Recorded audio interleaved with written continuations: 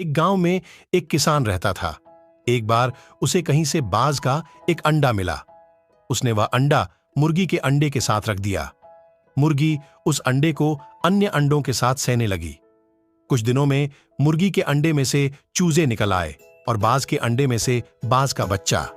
बाज का बच्चा चूजों के साथ पलने लगा। वह चूजों के साथ खाता पीता, खेलता, इधर उधर फुदकता बड़ा होने लगा। चूजों के साथ रहते हुए उसे कभी एहसास ही नहीं हुआ कि वह चूजा नहीं बल्कि बाज है। वह खुद को चूजा ही समझता था और हर काम उन्हीं की तरह करता था। जब उड़ने की बारी आई तो अन्य चूजों की देखा देखी वह भी थोड़ी ही ऊंचाई तक उड़ा और फिर वापस जमीन पर आ गया।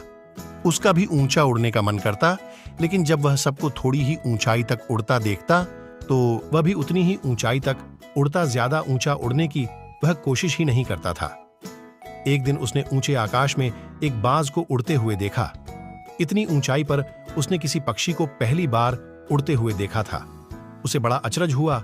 उसने चूजों से पूछा, वो कौन है भाई जो इतनी ऊंचाई पर उड़ रहा है?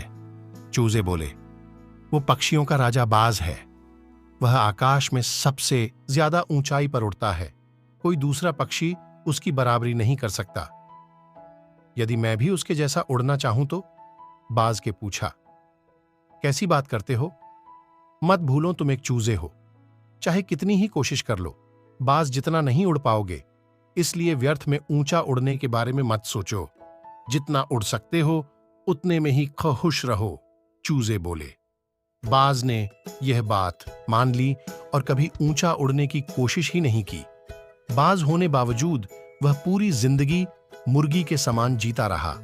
सीख, सोच और दृष्टिकोण का हमारे जीवन पर बहुत गहरा प्रभाव पड़ता है। हम सभी क्षमता और संभावनाओं से परिपूर्ण हैं। चाहे हम कैसी भी परिस्थिति में क्यों न हो, हमें आवश्यकता है अपनी क्षमता पहचानने की और अपनी सोच तथा दृष्टिकोण को व्यापक बनाने की। हम स्वयं को चूजे समझेंगे तो चूजे ही बनेंगे और बाज समझेंगे तो बाज बनेंगे।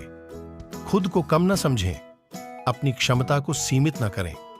बाज बने और जीवन में ऊंची उड़ान भरें।